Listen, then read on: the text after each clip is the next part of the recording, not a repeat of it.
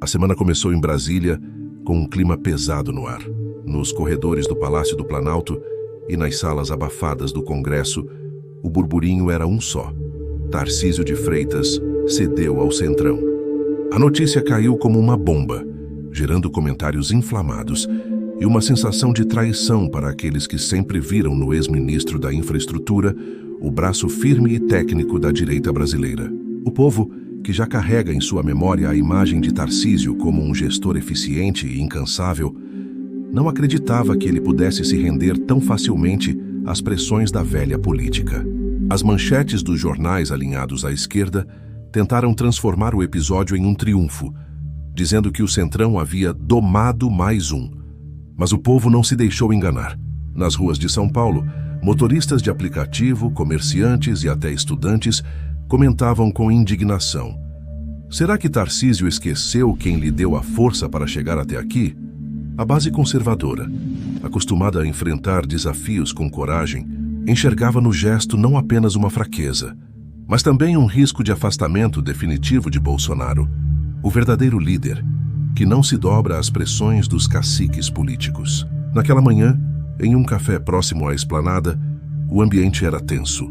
Deputados aliados cochichavam entre goles de café enquanto olhavam em volta, temendo ser ouvidos. Ele não deveria ter feito isso. O Bolsonaro não vai engolir, murmurou um parlamentar conhecido por sua fidelidade à direita. Outro retrucou: o Centrão cobra caro e Tarcísio sabe disso. Ele está jogando um jogo perigoso. A comparação era inevitável. Bolsonaro, com sua postura firme e intransigente, sempre enfrentou o sistema de frente, sem jamais recuar diante das chantagens. Era essa força que havia conquistado milhões de brasileiros, e era exatamente essa força que o povo esperava de Tarcísio. Enquanto isso, nas redes sociais, a militância conservadora se agitava. Hashtags como Narraja Tarcísio traiu e Peace Bolsonaro sempre tomavam conta do Twitter. A população não aceitava que um aliado tão próximo pudesse abrir espaço para um acordo que cheirava a conchavo. Em meio à tempestade de críticas, muitos lembravam que o STF, sempre disposto a atacar a direita, já enxergava na divisão uma oportunidade de enfraquecer ainda mais o campo conservador. E se havia algo que o Supremo temia, era a unidade forjada pela força de Bolsonaro e seus seguidores. Os sinais de desgaste eram claros, mas também havia esperança. Militantes mais otimistas afirmavam que aquele episódio poderia se tornar o despertar definitivo de Tarcísio, lembrando-o de que não existe futuro para quem trai os princípios da direita. O Centrão pode até oferecer cargos e favores, mas é o povo conservador que garante legitimidade e respeito nas ruas. A direita brasileira, mesmo ferida, mostrava mais uma vez sua resiliência. E a grande questão agora era: como Bolsonaro reagiria a esse movimento? Era impossível não perceber a sombra do ex-presidente pairando sobre todo o episódio. Sua presença, mesmo sem estar no poder, continuava definindo rumos, moldando debates e inflamando corações. Enquanto a esquerda comemorava uma vitória ilusória, os conservadores sabiam que aquele era apenas o começo de um novo embate. Que a cada golpe sofrido, a direita se reerguia ainda mais forte. E assim, o Brasil aguardava a próxima jogada, nesse tabuleiro político incandescente. Tarcísio cedeu, mas a direita nunca se curva. O silêncio de Jair Bolsonaro, após a notícia da aproximação de Tarcísio com o Centrão, foi ensurdecedor. Em Brasília, em São Paulo e até em pequenos municípios do interior, todos comentavam a ausência de qualquer declaração imediata do ex-presidente. Para quem conhece Bolsonaro, sabe-se que esse silêncio nunca é casual. É calculado, estratégico e carrega uma força maior do que 1000 discursos. Quando Bolsonaro se cala, é porque está analisando cada detalhe, cada movimento, e preparando uma resposta que costuma atingir em cheio seus adversários. Naquele mesmo dia, em um almoço reservado com aliados próximos no Rio de Janeiro, Bolsonaro teria dito com voz firme: a gente sabe quem é de verdade e quem se perde no caminho. A frase vazou rapidamente e ecoou nas redes sociais. Seus seguidores entenderam a mensagem. Ele não estava satisfeito. A confiança que tantos depositavam em Tarcísio estava abalada. E o Centrão, como sempre, buscava explorar as brechas para se fortalecer às custas da direita. Mas havia algo que o sistema jamais poderia controlar: a lealdade popular a Bolsonaro. Enquanto isso, os jornais da velha imprensa tentavam pintar o episódio como um racha inevitável na direita. Manchetes estampavam a narrativa de que Tarcísio havia feito um movimento maduro, pragmático e necessário. Mas o povo brasileiro, que convive diariamente com a dureza da realidade, não engolia esse discurso. Nas padarias, nos botecos e nas filas de ônibus, a conversa era a mesma. Pragmático é quem luta pelo povo, não quem se vende para o centrão.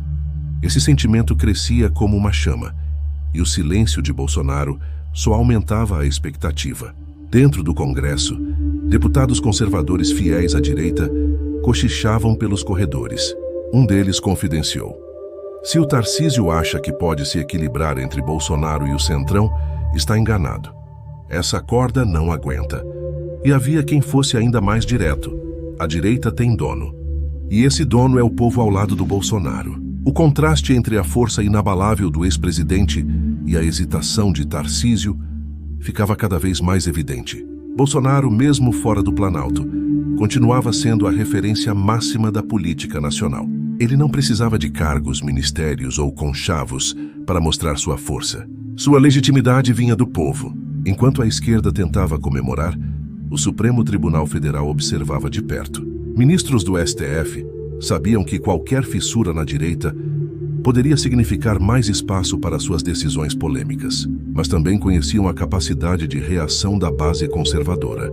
Afinal, não era a primeira vez que tentavam enfraquecer Bolsonaro, e todas as vezes ele se levantara ainda mais forte. A presença dele, silenciosa e firme, era como uma espada invisível pairando sobre o jogo político. A direita não estava dividida, estava em alerta. E esse alerta tinha nome, rosto e história: Jair Messias Bolsonaro. Tarcísio podia até ter cedido ao centrão, mas o povo sabia quem nunca se curvava.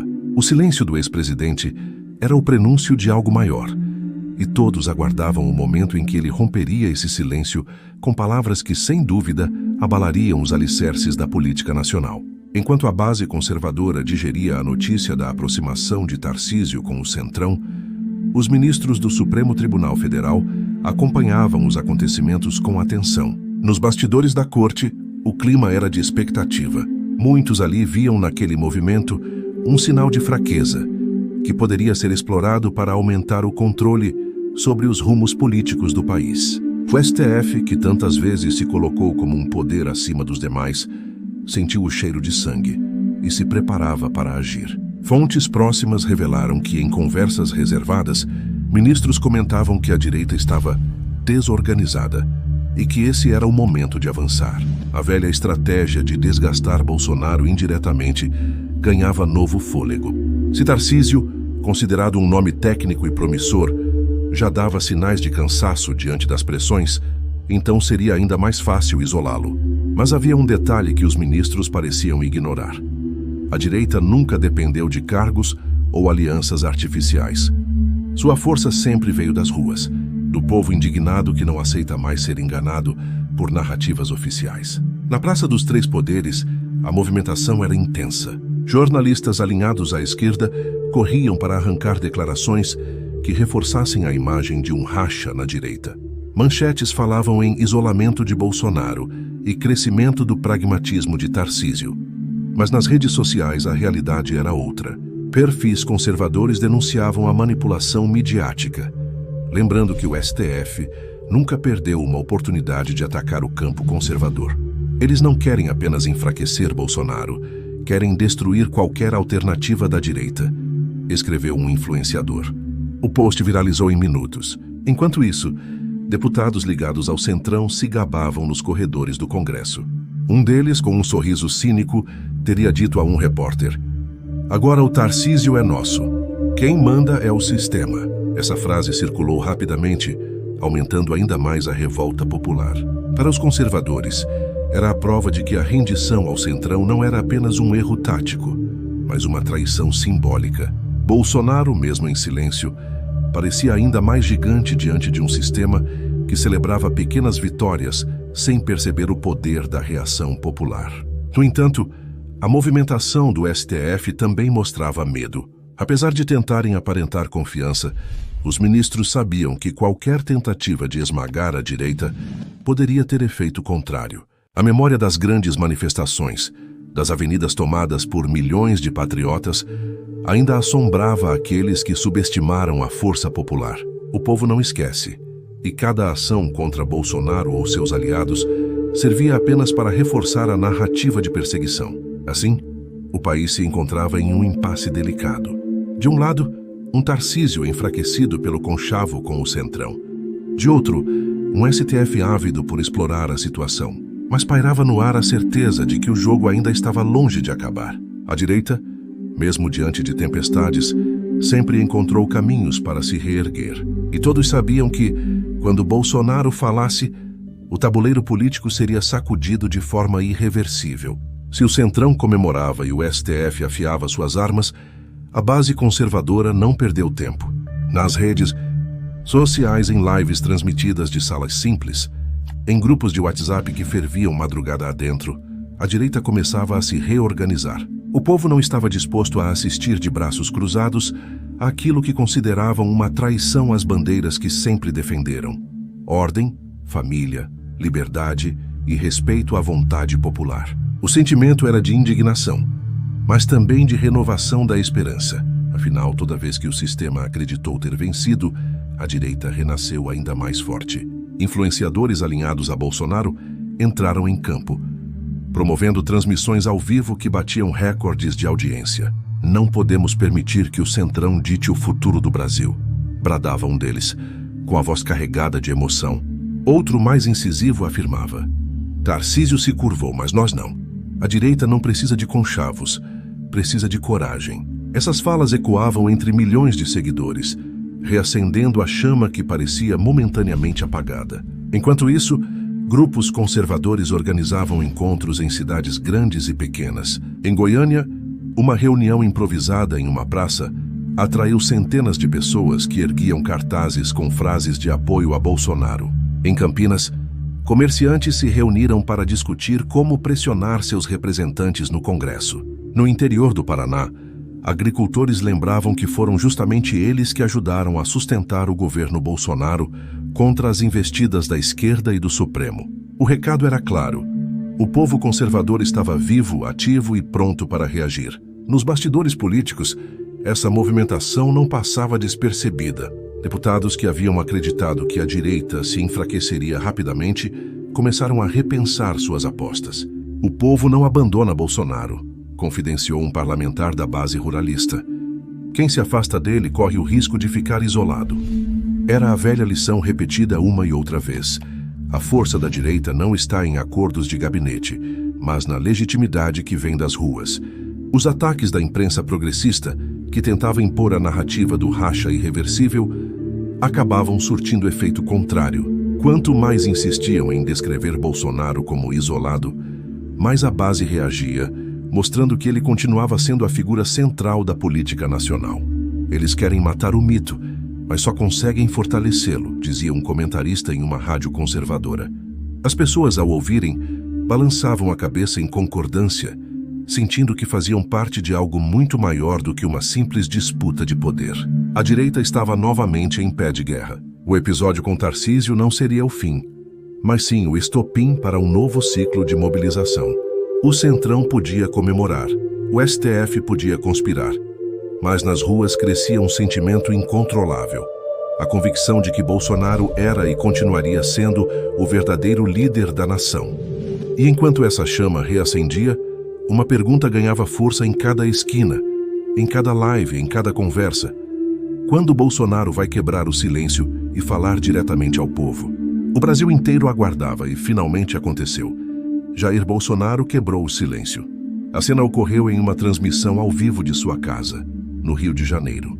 O ex-presidente surgiu com semblante firme, a voz carregada de emoção, e foi direto ao ponto. O Brasil não pode se render ao sistema.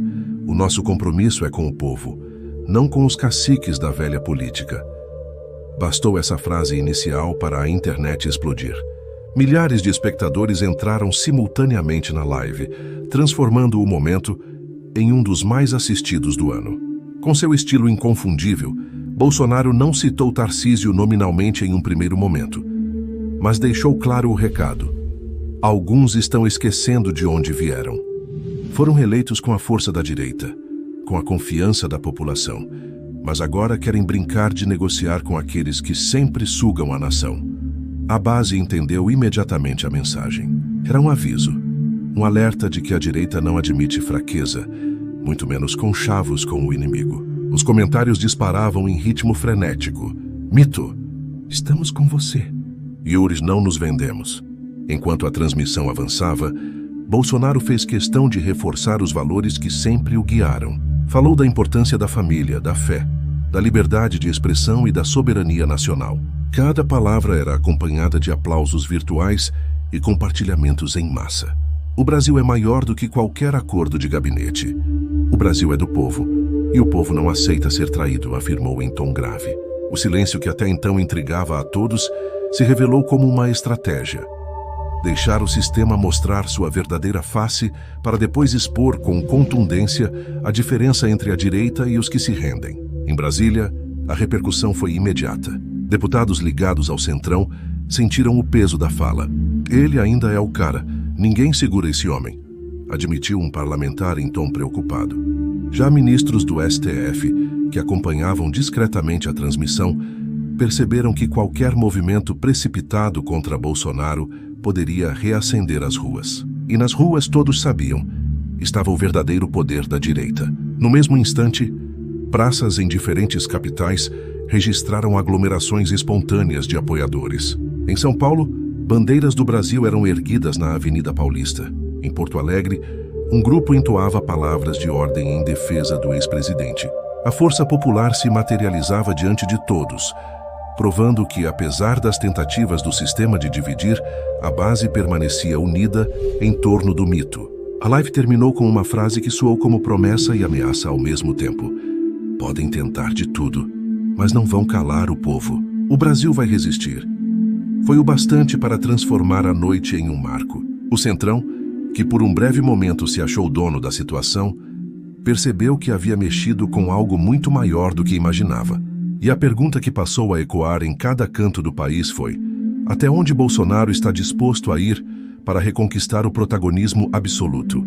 O impacto da fala de Bolsonaro foi devastador. Em poucos minutos, o Centrão, que vinha exibindo confiança e até arrogância após a rendição de Tarcísio, passou a agir com cautela. Nos corredores abafados do Congresso, o clima mudou drasticamente. Deputados que dias antes se vangloriavam de ter colocado Tarcísio no bolso, agora trocavam olhares inquietos. Se o Bolsonaro voltar a mobilizar as ruas, a gente perde o controle, confessou um cacique, enquanto o outro mais pragmático admitiu: nós mexemos com fogo, e fogo não se apaga com conchavo. A força popular que emergiu após a live deixou claro que a direita não estava dividida. Pelo contrário, estava ainda mais unida em torno de seu líder máximo. O Centrão, acostumado a operar nas sombras, percebeu que havia subestimado a energia das ruas. E para políticos que dependem de votos, não existe medo maior do que enfrentar a ira do povo. Cada manifestação espontânea, cada bandeira erguida, cada grito de mito ecoava como um lembrete incômodo de que, apesar de suas manobras, o sistema não tem legitimidade diante da verdadeira voz popular. Os jornais tentaram mais uma vez abafar a reação, falando em discursos populistas e radicalização da direita. Mas as imagens eram incontestáveis.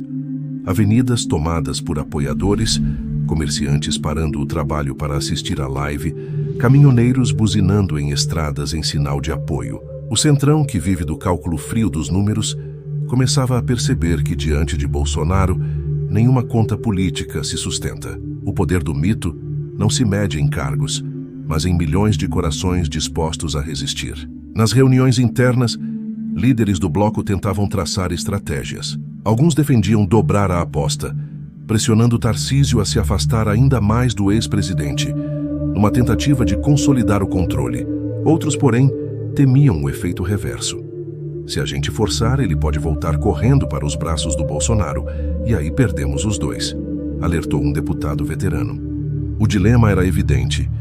Manter Tarcísio como peça do tabuleiro poderia custar caro, mas rompê-lo de vez com a direita poderia significar isolamento total. Enquanto isso, a base conservadora acompanhava tudo com um misto de indignação e entusiasmo. Indignação pela ousadia do Centrão em tentar sequestrar um aliado da direita. Entusiasmo porque a resposta de Bolsonaro mostrava mais uma vez que ele continua sendo o farol da resistência. O sistema até pode comemorar pequenas vitórias, mas quem decide o futuro é o povo. E o povo já escolheu seu líder, afirmava um comentarista conservador em uma rádio popular, arrancando aplausos de ouvintes que ligavam para reforçar. Estamos com o mito até o fim. A cada minuto, ficava mais claro que o Centrão havia dado um passo maior do que as pernas. O jogo de poder que parecia sob controle, agora estava prestes a escapar de suas mãos. E na escuridão dos bastidores, crescia um temor. Como conter um Bolsonaro fortalecido sem despertar uma onda de manifestações capaz de incendiar o país? Se o Centrão tremia diante da força popular reacendida por Bolsonaro, a situação de Tarcísio de Freitas se tornava cada vez mais insustentável. O governador de São Paulo, que sempre construiu a imagem de gestor técnico eficiente e disciplinado, agora via sua reputação arranhada.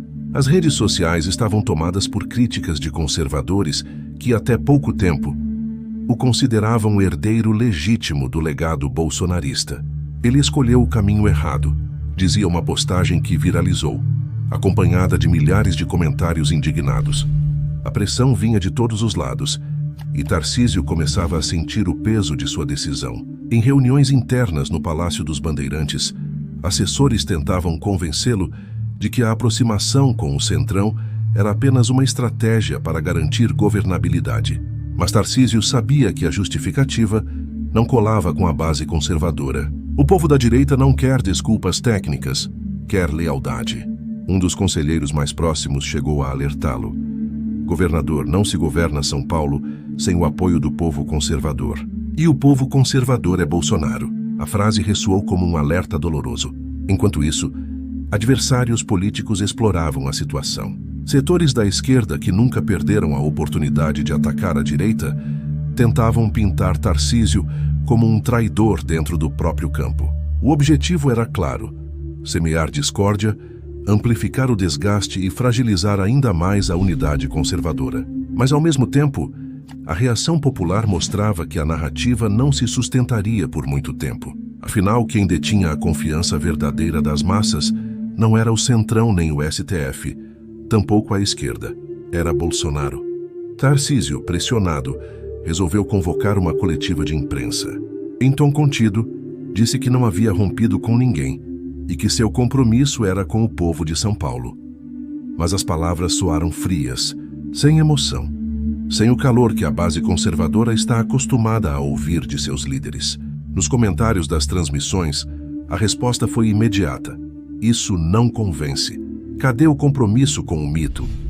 Isso não basta dizer, tem que mostrar com ações. A coletiva, ao invés de aplacar a crise, aprofundou ainda mais a percepção de distanciamento. Nos bastidores, Tarcísio parecia dividido entre dois caminhos. De um lado, manter-se próximo do Centrão e tentar sobreviver ao jogo institucional. De outro, buscar reaproximação com Bolsonaro e recuperar a confiança da direita. Mas cada dia de hesitação custava caro. Como disse um deputado conservador, na política, neutralidade é sinônimo de fraqueza. E fraqueza não se perdoa. A direita valoriza coragem, firmeza e lealdade. 3 qualidades que Bolsonaro sempre demonstrou em abundância e que agora eram cobradas de Tarcísio. A verdade é que, apesar de seus méritos como gestor, Tarcísio subestimou o poder simbólico da lealdade na política brasileira. O Centrão pode oferecer cargos, mas jamais oferecerá a legitimidade popular que sustenta Bolsonaro. E enquanto o governador se afunda em cálculos e justificativas, a base conservadora aguarda apenas uma atitude clara: vai permanecer do lado do povo ou se perderá nos corredores sombrios da velha política? Enquanto Tarcísio vacilava e o Centrão se retraía diante da força popular reacendida por Bolsonaro, o Supremo Tribunal Federal enxergava uma oportunidade rara. Nos bastidores da corte, ministros articulavam discretamente novos movimentos para ampliar ainda mais sua influência sobre a cena política. O momento parecia propício. Com Tarcísio enfraquecido e acuado, o STF poderia impor agendas que, em circunstâncias normais, encontrariam resistência imediata da base conservadora. Era o típico jogo de quem age nas sombras, aproveitando-se das brechas deixadas pelos vacilantes. Reuniões reservadas ocorreram naquela semana em Brasília. Fontes revelaram que alguns ministros discutiam abertamente como enquadrar governadores e parlamentares em investigações, criando um clima de intimidação que favorecia o controle da narrativa. A velha estratégia de governar por meio do medo voltava à tona. Se eles brigam entre si, fica mais fácil para nós, teria dito um dos magistrados, confiante de que a crise na direita oferecia terreno fértil para a expansão de seus poderes. A imprensa alinhada ao progressismo não tardou a ecoar o movimento. Manchetes destacavam que o STF se consolida como guardião da democracia, tentando vender à população a ideia de que o tribunal seria o verdadeiro pilar de estabilidade nacional. Mas nas ruas, o povo conservador enxergava a farsa. Guardião da democracia? Eles são guardiões do sistema! Gritava um comerciante em Belo Horizonte, enquanto exibia com orgulho a bandeira do Brasil pendurada na porta de sua loja. Essa percepção popular crescia, transformando cada decisão polêmica do STF em mais combustível para a indignação. Nos grupos de direita, a movimentação era intensa. Líderes conservadores alertavam que a ofensiva do Supremo tinha um alvo muito mais amplo do que Tarcísio: o próprio Bolsonaro e tudo o que ele representa. Eles querem usar a fragilidade de um para atingir a força de todos, dizia um influenciador em live com milhares de espectadores. A mensagem era clara. A luta não era apenas contra o Centrão ou contra um governador hesitante, mas contra um sistema que não tolera a presença de uma direita forte e unida. Em Brasília, deputados aliados de Bolsonaro começaram a se articular para resistir. Conversas emergiam sobre a necessidade de pautar projetos que limitassem abusos de poder e reforçassem a soberania popular. Embora cientes das dificuldades, esses parlamentares sabiam que a reação política era vital. Não podemos ficar de braços cruzados enquanto o STF avança, afirmou um líder da bancada conservadora, arrancando aplausos em um auditório lotado de apoiadores. O sentimento de resistência crescia em sintonia com a insatisfação popular. A cada passo do Supremo, crescia também a sensação de que algo grandioso estava prestes a acontecer. O povo conservador, que nunca se rendeu, aguardava apenas um chamado mais direto de Bolsonaro para ocupar novamente as ruas com a mesma força que já havia paralisado o país em outras ocasiões. E no coração de milhões de brasileiros, uma certeza se consolidava: nenhuma manobra do STF será suficiente para apagar a chama da direita. O que começou como pequenos protestos isolados, rapidamente se transformou em um movimento nacional. As ruas do Brasil, sempre pulsantes quando a direita se sente atacada, voltaram a ser palco de manifestações gigantescas. Em São Paulo, a Avenida Paulista ficou tomada por um mar verde e amarelo. Em Brasília, multidões se aglomeraram em frente ao Congresso, gritando em coro: "O povo no poder, STF não vai vencer." Em Belo Horizonte, caminhoneiros estacionaram seus veículos nas principais vias, buzinando em uníssono, como se fosse um grito de guerra. O Brasil estava acordando mais uma vez. A mobilização não foi organizada por partidos ou sindicatos, mas pelo povo. Famílias inteiras, jovens estudantes, trabalhadores, comerciantes e agricultores, saíram de casa com bandeiras nas mãos e esperança nos olhos. O sentimento era único: defender a liberdade e mostrar que o Brasil não se curva. Estamos aqui pelo futuro dos nossos filhos, não por cargos ou privilégios, declarou uma mãe emocionada enquanto segurava a mão de seu filho pequeno. Essas falas simples, vindas do coração do povo, carregavam mais força do que qualquer discurso ensaiado em gabinetes. A presença popular assustou o sistema. No Congresso, parlamentares do Centrão, que dias antes celebravam o enfraquecimento de Tarcísio, agora observavam apreensivos. "Isso não é brincadeira.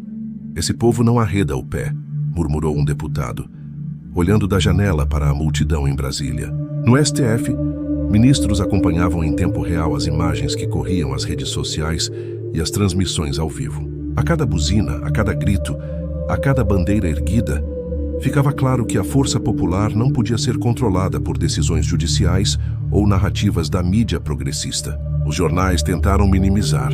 Manchetes falavam em pequenos grupos radicais, mas as imagens aéreas não deixavam dúvida. Eram centenas de milhares espalhados pelo país. As redes sociais, dominadas pelos conservadores naquele dia, mostravam ângulos que a velha mídia se recusava a exibir. Eles mentem para nos enfraquecer, mas a verdade está aqui nas ruas. Bradou um influenciador em cima de um carro de som, arrancando aplausos ensurdecedores. O contraste entre a narrativa oficial e a realidade vivida nas manifestações escancarava mais uma vez a tentativa de manipulação. E no centro de tudo, o nome de Bolsonaro ecoava com força. Mito, mito, mito! Gritavam em uníssono milhares de vozes. Mesmo sem estar presente fisicamente, ele era a alma de cada manifestação. Seu silêncio estratégico já havia sido rompido, e agora suas palavras serviam de combustível para uma onda de mobilização que assustava os poderosos. Ele não precisa estar aqui porque ele está em nós, dizia um manifestante emocionado em Porto Alegre. Essa conexão direta entre o líder e o povo era a prova incontestável de que a direita permanecia firme. A pergunta que se espalhava nos bastidores era simples e assustadora para o sistema. Até onde o povo está disposto a ir para defender Bolsonaro e seus ideais? As manifestações que tomaram o Brasil marcaram um divisor de águas. Não era apenas um protesto contra o Centrão ou contra as manobras do STF. Era a consagração de que a direita seguia viva, forte e inabalável. Os analistas mais atentos perceberam que algo profundo havia acontecido. A população conservadora mostrou que, independentemente de vacilos individuais, existe um movimento maior, sólido, que não depende de cargos, mas de valores. E esses valores têm nome: família, liberdade, fé e pátria. Era a reafirmação de que o Brasil tem dono, e esse dono é o povo. Bolsonaro, ao assistir às multidões pela televisão, teria se emocionado. Fontes próximas relatam que, com lágrimas nos olhos, ele comentou: "Esse é o Brasil de verdade, o Brasil que não se vende, que não se curva." Suas palavras não foram transmitidas oficialmente, mas se espalharam rapidamente pelas redes sociais, reacendendo ainda mais o orgulho conservador. O mito não precisava estar nas ruas para ser o centro da mobilização. Sua simples presença espiritual bastava para unificar milhões. O Centrão acuado recuou em suas investidas. Deputados antes arrogantes agora buscavam discursos mais cautelosos, tentando mostrar sensibilidade ao clamor popular. "Nós ouvimos as ruas", afirmava um deles em entrevista, embora ninguém acreditasse em sua sinceridade. O STF, por sua vez, hesitava. Se antes parecia confiante, agora via que qualquer decisão precipitada poderia incendiar o país de vez. A ameaça silenciosa da força popular pairava sobre cada toga, lembrando que não existe poder mais legítimo do que o da vontade popular. Tarcísio, envergonhado, tentava recompor sua imagem. Em eventos públicos, passou a citar Bolsonaro com mais frequência, procurando se aproximar novamente da base que outrora o apoiara. Mas a ferida estava aberta, e a desconfiança ainda era grande. Para os conservadores, a lição estava clara: não há espaço para hesitação, ou se está do lado do povo, ou se está contra ele. E o povo já havia escolhido seu lado. Enquanto isso, o sentimento que dominava as ruas era de vitória. Não uma vitória oficial decretada por tribunais ou manchetes, mas uma vitória moral, espiritual e política. O povo conservador tinha provado mais uma vez que não se rende, e que sempre que necessário, ocuparia as praças, avenidas e estradas para lembrar a todos, políticos, juízes e jornalistas, de que a força da direita é indestrutível. O episódio, que começou como um vacilo de Tarcísio, terminou como uma demonstração de unidade inquebrantável. O Brasil conservador reafirmou seu compromisso com Bolsonaro e mostrou que, independentemente das artimanhas do sistema, a direita é e continuará sendo a maior força política do país. E, diante de tudo, a frase que ecoava em cada canto, nas bocas de milhões de brasileiros, resumia o espírito da nação: o Brasil é nosso, e ninguém